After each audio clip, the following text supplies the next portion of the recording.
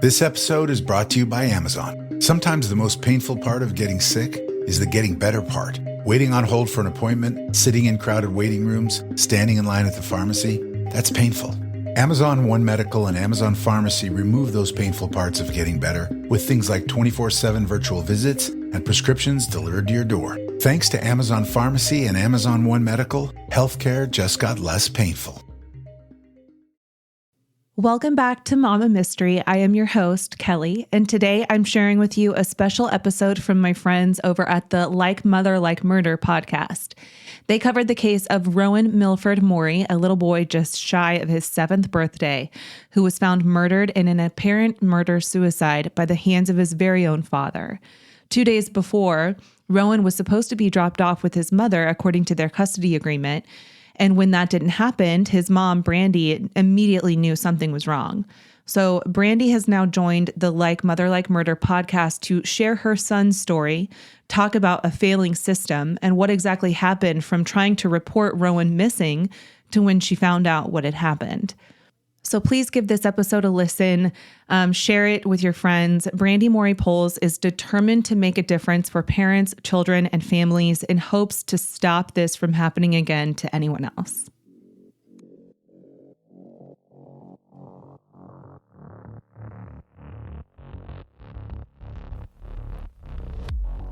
Welcome to Like Mother, Like Murder. I am Rachel. And I'm Heather. We bring you the good, The badass. and the crime. This is Like Mother, Like Murder.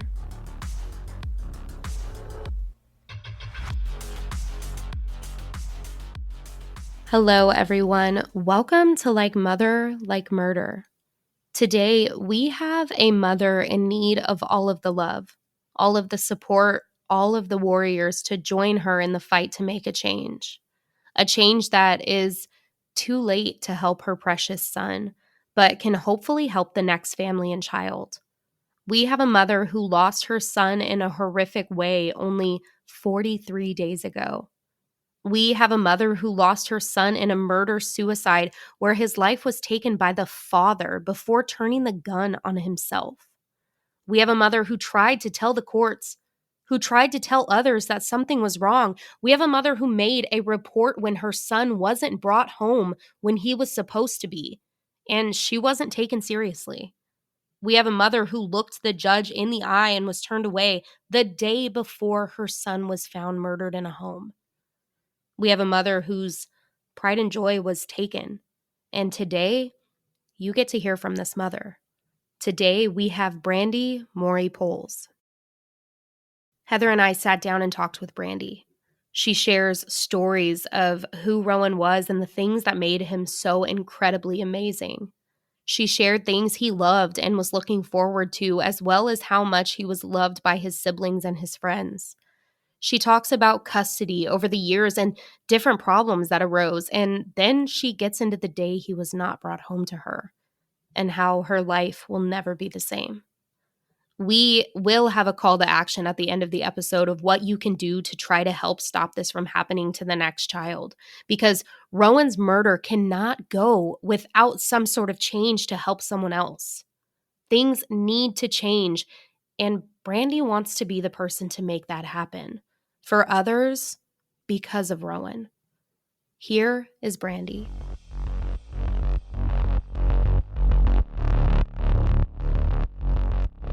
First of all, thank you so much for joining us today. The conversation that we're going to have is painful. It's heartbreaking. And the thing is, we need to share Rowan's story. So can we start with you talking about him first, kind of telling us who he was, his interests, just all about him? Crap, I'm going to start off crying right away. We'll cry right along with you. Oh, he was so utterly spoiled and such a sweet, sweet boy. And my husband would get on me sometimes for spoiling him too much. And now I'm so glad that I did. Because who knows how he had it on the other side. And I think that's a lot of the mom in me that took over and just over mommed him.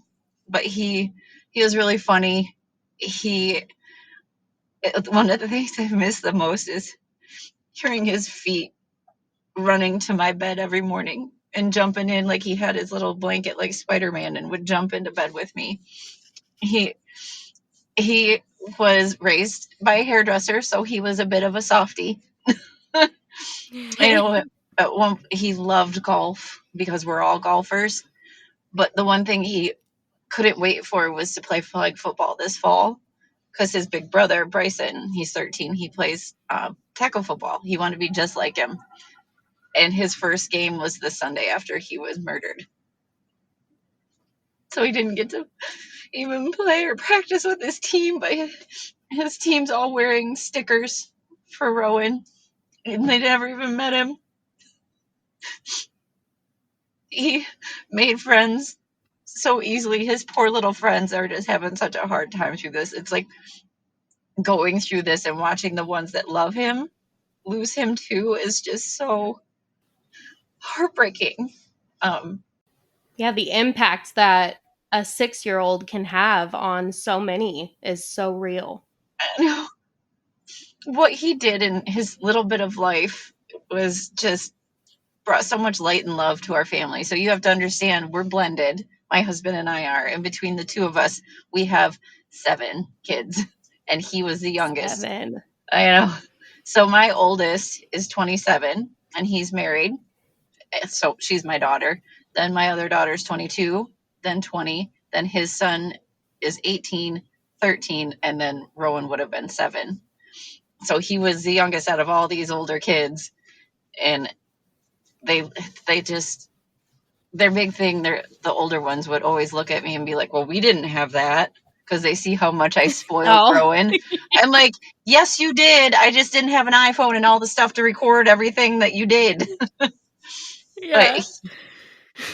And it just worked. It just blended so beautifully. Like, we just had a big family vacation to Silver Lake where we took all of our off-road vehicles and my Jeep and his Bronco, and we all went up. There was 12 of us that stayed up there, and we went off-roading on the dunes all weekend, and that was our last family trip all together. Yeah. And that's something that you guys are going to have forever. And talking about all of the siblings, it's so painful to know they're experiencing with their ages. I just think about like how much they played such a big impact in his growth and raising him as well, right alongside you. My daughter Shelby was second mom. I mean, she literally looks just like me and has my voice, except for she's about 5 inches shorter. And they were very close, and she struggles a lot. Like, my boys are more quiet. They won't go to grief counseling because they're just being boys. But my daughter is going to see someone, I think, next week. But our whole family has just been shattered by this. Right. And you don't realize how much that one little person meant. Just was such a huge part of our family. Mm-hmm.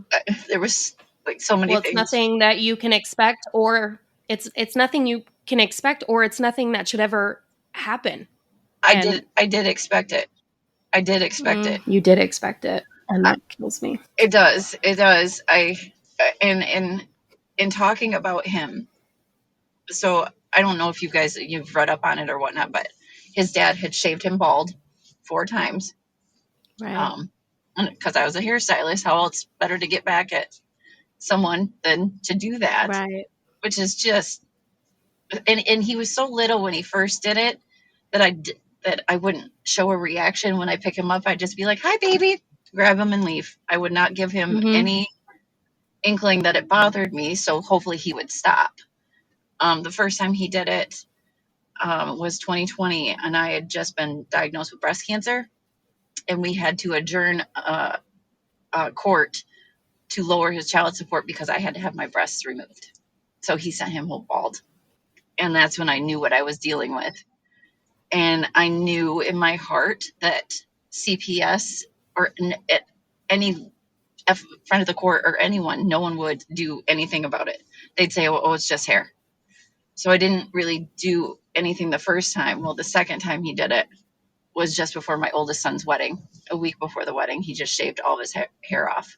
So in any of the big pictures that you see in our family, my son's wedding, if he's got a hat on, it's because he had been shaved bald.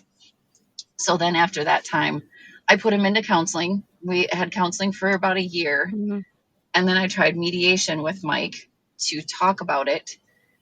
And then finally, the fourth time he did it was the last time. And I think it's the picture that everyone's seen, that he's completely to the scalp. And I could tell when Rowan got home that he had just done it just before he left the house. Like he hadn't even seen himself because he had a winter cap on. Yeah. It was 27 degrees out that day. And I got him home and he took his hat off. I'm like, hi, babe. And I don't react. And my heart just sinks. And so later that night, I go to give him a bath. And he gets out and he's just staring in the mirror, looking at himself for the longest time. And he started to cry and he said, Mom, I look funny. I said, oh, baby, no, you don't. You're beautiful. You just got a whole lot more face. Yeah. Just try to just turn it around for him. But at that point, he had been telling me how Dad was sleeping all day. He was only eating toast. And I saw how disgusting his house was. And then the head shaving thing. So I called CPS. I'm like, okay, it's time. Something has to be done. Right. And there's such a joke. It was such a joke. It's this young girl who didn't take me seriously. I could tell she could care less, that she thought it wasn't a big deal. She came over and she took all my statements and looked at my home and whatnot. And then she went up to Mike's house twice and he didn't answer. I mean, he didn't work and he can't drive. He was home. He's there. And so she called. Yeah. So she called and called and called. And finally he answered and he refused to let the CPS girl come out until he knew the allegations. So she told him. So then she goes out there. She comes back to me, to my home, has the audacity to stand in my house and tell me, well, his house was immaculate. Yeah. Of course it was. You told him what the problems were. You told him you were coming there to look at it, and therefore someone's going to clean up to look a certain 100%. way. Right.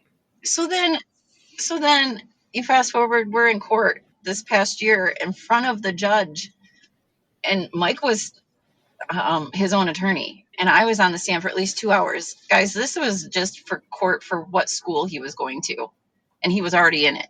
I'd already put him in school. Mike had fought me every way on every single thing. So for 2 years, I had him in preschool at a church and then DK at Vowels. Mike didn't take him on his days. He didn't go to school for 2 years on Mike's time. Wow. And it's legal in Michigan until you're 6 years old. So we were arguing over what school, and we were in court, and he had me on the stand for about 2 hours. And he brought up the CPS thing, and I said, yes, because you did this, this, this, and this. The judge reamed me. He looked at me and he goes, not for 1 second do I believe he was only eating toast. Gosh, my eyes starting to twitch. Anger. And it's infuriating. Even my own attorney that I had at the time was angry with me. They were all like, what a gross misuse of the resources. That's for children that need it. Yeah. And where are they today? What are they saying today after looking you in the eye and saying that? Exactly. I've not gotten any response out of the judge. I'm sure he's not gonna. But I mean, for him to, and here's where my confusion comes in. That judge signed a court order when our case first started. Why do I need to have his permission to get my child back? Why did I have to file an emergency motion? Did he not believe his own words to his first order that he why do I need his permission again for something he's already signed? Why did I have to wait 52 hours? 52 hours. Can you imagine what that was like? I knew at 9:03 that morning something was wrong. Yeah. I knew all weekend because we had been in mediation with Mike for most of the year because I had moved about an hour and a half away and we were going to put him in a private Christian school and have this great big life for him. And we were going back and forth, and it was getting down to school was starting within a week. And I think he knew he was going to lose. And so he took his life at about 10 a.m. because you get like a half hour leeway in the court order to be late or whatnot. And at 9:03, I was just, I sit by the front window waiting for him, and I knew something was wrong. So by 10 a.m., I called the sheriff's department to ask for a wellness check because Mike had done this before, I think twice before, where he had kept him 3 or 4 hours where I wasn't able to get in touch with him, find him, and the agony and the not knowing and just, this was different. This was worse, and I knew it was worse because by the time we got to 18 hours, no communication, no nothing. I mean, Mike throughout the years had manipulated the communication between the two of us so badly. He pretended he didn't have a cell phone, which they found too. Then we would only communicate by email. Then he would block me. Then he said would only have a landline and have an answering machine and shut the answering machine off. So that's what was happening the day that he went missing, that Monday, was I would call the house and it would just go straight to, you have reached, there's no answering machine. You know what I mean? So I called the police. They went out, they did a wellness check. They said no one's there, blah, blah, blah. Well, when I dropped Rowan off, there was a white camper to the right of the driveway and a black truck in the driveway. Well, they went out and that wasn't there. So that's when we put out a missing. I start telling people, right. And so I thought, maybe they're out camping because they had been camping like 2 years ago. And so, probably about 6 o'clock, I called the sheriff's again and said, can we get another wellness check? And finally, my husband's like, you know what? I'm going to call the sheriff's department in our county, Kent County. Okay. And they actually came to our house. And he goes, I've already called all the phone numbers that I have for Mike. I'm like, how many do you have? He had 4 different phone numbers. I'm like, what? Wow. And then so the Kent County Sheriff said, get in your car now and go up to Isabella County Sheriff's, get in their faces and tell them how scared you are for this kid because of what's going on. Right. And we did, and we drove an hour and a half. It was probably 1:30 in the morning. So technically Tuesday morning, we got up there and I'm pleading. I'm like, listen, you don't understand. This is different. He doesn't keep him overnight like this. He doesn't not communicate this long. Like there's something wrong. And I even tried to play it off like I was worried about Mike too, which I really definitely was not. But yeah, when we went to leave, my husband was like, you should have been more hysterical. I'm like, no, I wanted to be calm and respectful so they would take me seriously. Right. And it didn't matter. They didn't care. They placated me. They just were, you could tell they were standing there just to listen and then get rid of me. And it was so sickening to drive home that night without him. And then I didn't sleep. And my older kids, I listed him as missing that night. And my older kids, Bailey and Shelby, called me at like 3 or 4 in the morning. And they're like, Mom, what is going on? I'm like, calm down. We're going to find him. It's going to be okay. And I got up and I drove straight to my attorney's office in Mount Pleasant. My husband stayed home just in case, he dropped him off a day later or something. I got to my attorney's office, Gavin McClintock, wonderful attorney, such a good man. And he was already there, already at work on doing the emergency motion, all the things we had to file.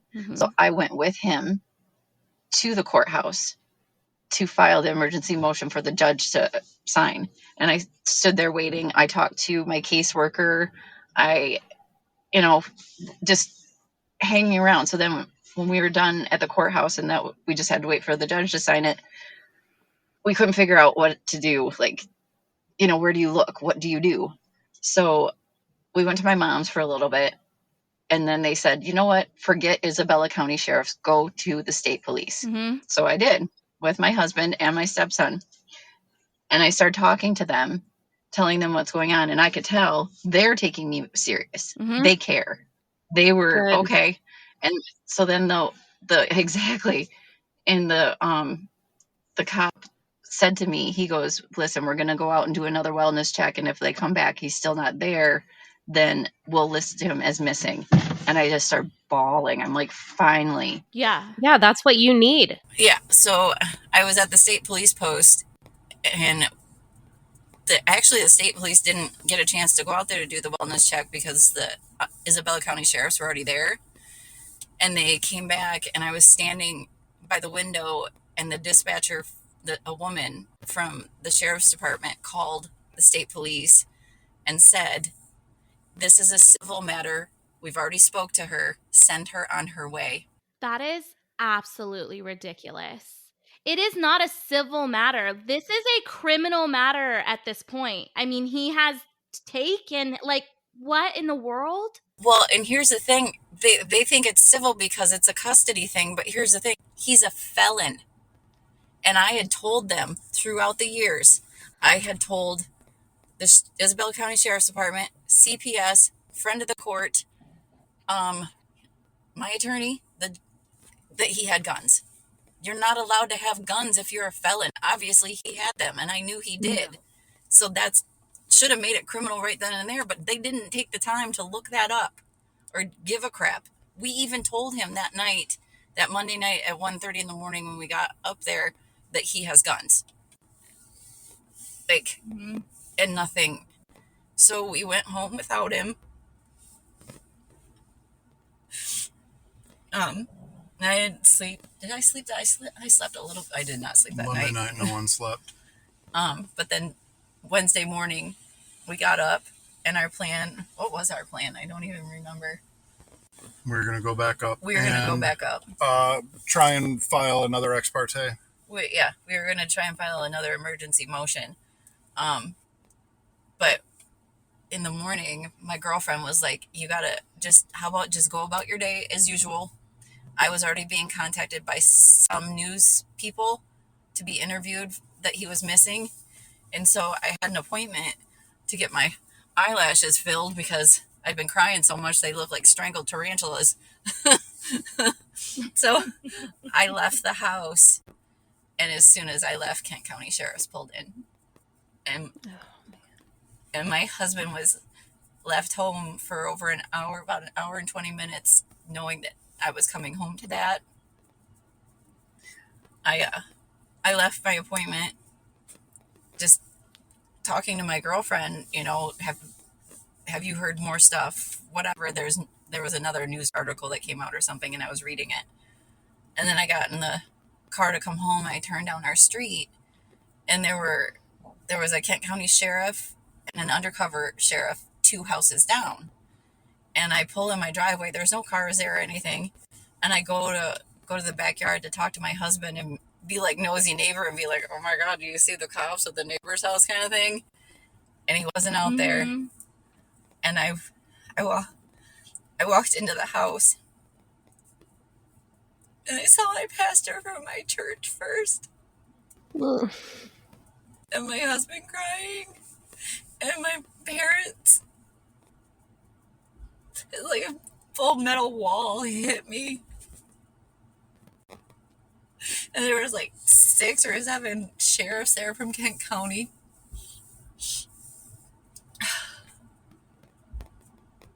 We still don't know time of death. Nobody's reached out to us. No detectives. No nothing. We don't have anything. We talked to Michael Maine, the sheriffs from the Isabella County, and he said it did look like to them that he had been sleeping when it happened, which I pray for. But the I know problems. that when. Go ahead. Sorry, I didn't mean to cut you off. I just know when we were talking on the phone, you had said when they first went, he could have still been alive. Yes. And yes. then when they went back out there, he was no longer there. So they would have done their job. Yes. Yes. So that camper never left the property. So it's a long piece of property that goes back towards a river, and the camper was back on the back part of the property. So if they would have just searched more or taken us seriously, right. I do believe he passed away. In my heart, I think it was Tuesday night or Wednesday morning, but it was not on Monday. I know that because we've got body cam footage, and we do have a police report that we got from Wood TV8. We are getting stuff from news people, not from detectives or anyone involved. And the body cam footage shows on Monday the black truck was in the garage. And then I think it was Tuesday afternoon they found the white camper on the property, which is the most disturbing part is there's several vehicles on the property. And so is his bike. And there's like a little trailer behind the bike that he would drive or ride Rowan around in. It was freshly pulled up to that trailer, and all the blinds were pulled. They were inside that trailer. They were there. And I guess there were no bullet holes at that time on Tuesday afternoon. By Wednesday morning, there was a bullet hole. And his sisters had found them. I don't understand how 52 hours. You said it's the Isabella County Sheriff, right? Mm-hmm. So they not only didn't do a wellness check to the best of their ability, or even to a basic ability. Right. They are not communicating with you. It's the Kent County Sheriff that has to come in and help you guys. You still have no information from the Isabella County Sheriff, who they are the ones who need to do the investigation because it's there. And they still have not told you anything. Right. Right. They didn't tell us they found the camper. I do not understand that. They never told us that they found the camper on the property. God. We didn't know that. We didn't know that until they told me that he was gone. So it's been 5 weeks now, just over, and I try to process this in a healthy way. I've tried to flip the script on my thinking and tell myself that God chose me to be his mom for that little bit of time that I got to. He definitely did choose you to be his mom. But what I want from this, I want a Rowan alert, not an Amber alert. Amber alerts are almost impossible to get. The cop even told us that.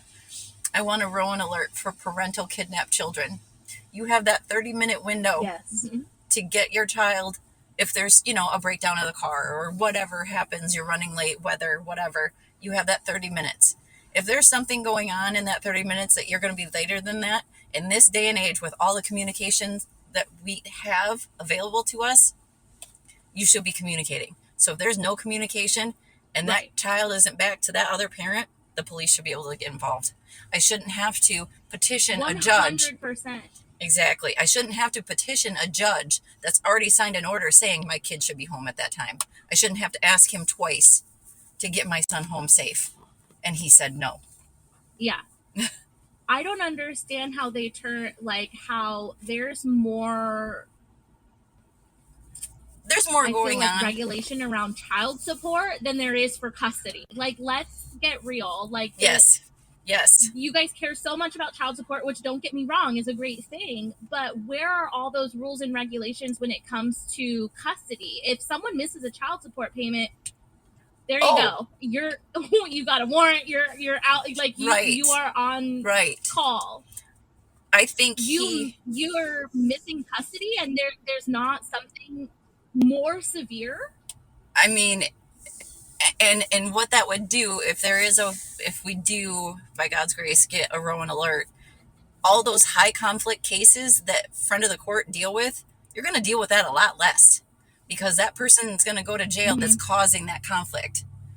And the evidence was there so much that he was abusing Rowan. And that CPS worker, there needs to be more money allotted to CPS so they can take the time to recognize emotional and mental abuse, because emotional and mental abuse are going to lead to physical and or death. Almost always. Yes. He was failed on so many levels. And I fought for him so hard. You did. It's just frustrating now knowing that God chose me to make this change, is how I try to look at it. I hate that it had to be my son's life, but things do need to change, and there are so many people out there dealing with it. You wouldn't believe the amount of stories of people reaching out to me that they're dealing with this. I want his life to mean something, and mean that no other child will be lost to something so stupid. Yeah, we talk about it a lot in our episodes where we talk about there's so many points along the way leading up where this could have stopped, where this could have been handled. And your story is that there's so many places where you fought, and they did not back you up, and it could have made 100% of a difference. So the CPS worker, when she came back to my house that day to tell me, his house is immaculate, this, that, and the other, and it's he gets to take care of his hair the way he wants on his parenting time. It's hygiene or whatever. I looked at her, I go, if it was a little girl, you wouldn't say that.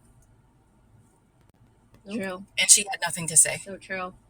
It was abuse the whole time, and I just felt so unheard, and just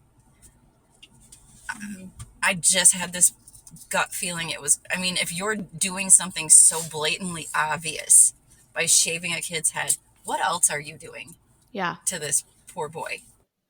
Like, how that CPS girl didn't think of that. Like, it's just mind-boggling. It's infuriating, actually. And he just was such a sweet, innocent little boy. He loved life. He loved bragging about himself, about what a great golfer he was. His golf swing. He's good, wasn't he? He was so good. He has a big brother and a stepdad that are pretty good golfers too. Not so much me.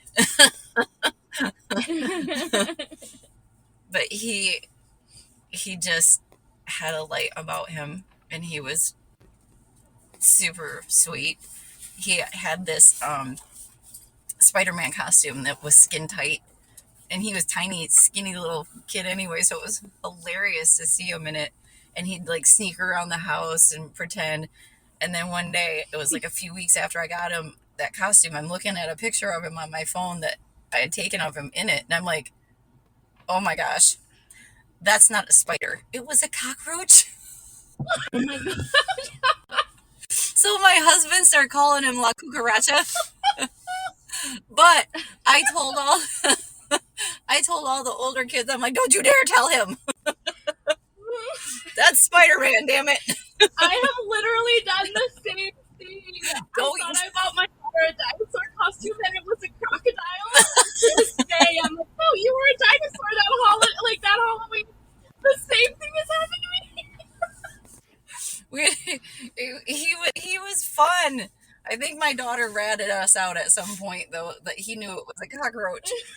Oh my God. We were out golfing at one point. My husband and I were in one cart, and Bryson and Rowan were in another one. And Rowan went to slide his finger in the cup holder to grab his drink, and he cut his finger. And if this will tell you how I was as a mother with him. He starts screaming for mommy, turns around to come run to me, but limps. His finger.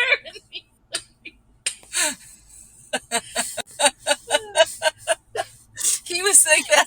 Like, he, when we were on vacation in Silver Lake, and my whole family's there, he was wrestling with his big brother Bryson, and his teeth went into his knee, and he had like a teeny little cut on his knee. He limped, like, it was like dragging his leg for a whole day. He was a joy, and he is really, really missed by all of us. Yeah. Yeah. I wanted to say, because when you were talking about how you were unheard in all of those moments, you were, I want to say, disrespected by so many people as you tried to seek help from those who are obligated to help you. Yeah. And That's it's their not job. okay. It's not okay. And It's not. there's nothing that we could say or do to help make any of it easier. But I can tell you our hearts are with you 1,000,000%, and that we're going to do what we can to talk about Rowan, to share Rowan's story, and to help in any way we can with Rowan's rights to make a difference for other children's and families. However you need us, we want to be there. Thank you so much. I really appreciate it. Our whole family thanks you. And I'm so, so thankful that you're helping get his story out.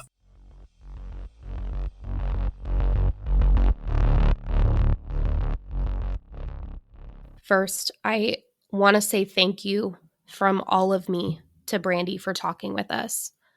Through the tears, through the laughter as beautiful memories were shared, and through the horrific tragedy that has shaken your world, we are so sorry from the bottom of our hearts.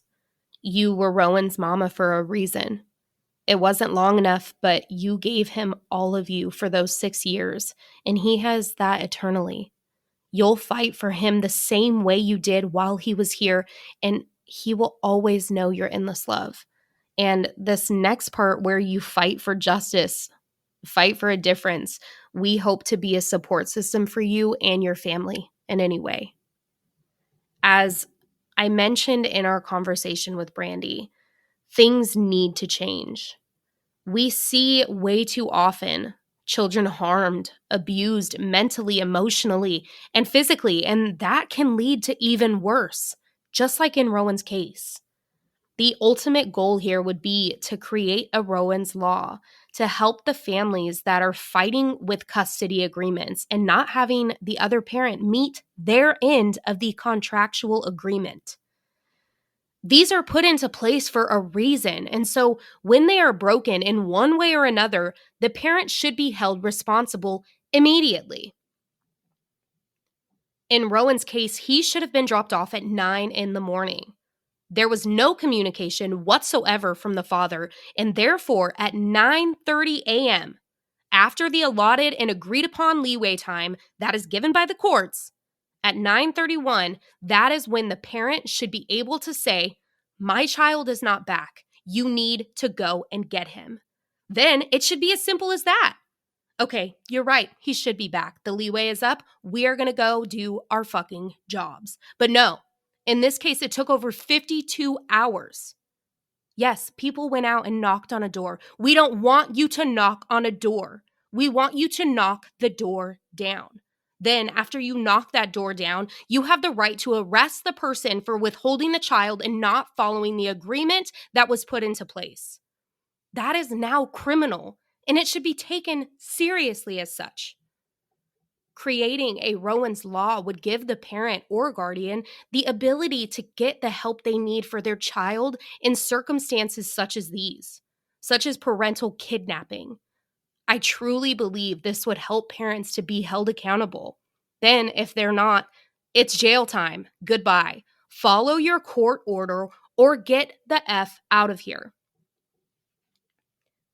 As much as we see cases where we talk about custody disputes, children going missing, children abused, children murdered, Charlie and Braden Powell, Gabriel Fernandez, Kyra Franchetti, just to name a few. These are all cases that CPS was involved. And Brandi, she wants to find a way to help get more funds for CPS so they have enough employees. They have the right training necessary, the ways to do their jobs accurately, to pay attention to the mental and the emotional abuse that's happening as well, because it leads to physical abuse. And in too many cases, it leads to murder. And in Rowan's case, Brandi stood in front of the court. She stood in front of the judge. And they didn't take her seriously. They didn't hear her. And that's why right now, right here, she needs to be heard. A change needs to happen for these children, for these families. I wanted to read 2 lines from Rowan's obituary. Rowan was a delightful little boy whose laughter could light up any room. His infectious giggles and playful nature brought joy to everyone around him. He had a unique ability to find humor in the simplest of things, making even the dullest days feel like an adventure. Whether he was cracking jokes or pulling silly faces, he had a knack for making people smile. Although Rowan's time with us was brief, his impact was profound. He taught us all the importance of laughter, love, and living life to the fullest.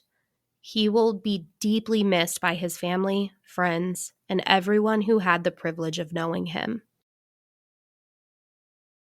Brandi, her husband Brian, Rowan's 7 siblings and their beautifully combined family, Bailey, Carly, Shelby, Ethan, Aiden, Merrick, and Bryson, and the rest of their family are all suffering the loss of Rowan. A GoFundMe has been set up by a family friend for Brandi and the family to offer support through this difficult time. Everything we talked about today will be in the show notes, including the Rest in Peace Rowan Morey Facebook page, the GoFundMe page if you're able to donate, and any other way to follow along to help us make a change. Thank you all for taking the time to listen to Brandi today. Please keep her and her family in your thoughts and prayers through this truly devastating time. We will talk to you next Tuesday. Until then, put on an orange shirt and go out of your way to make someone smile today. For Rowan. Okay, love you. Bye.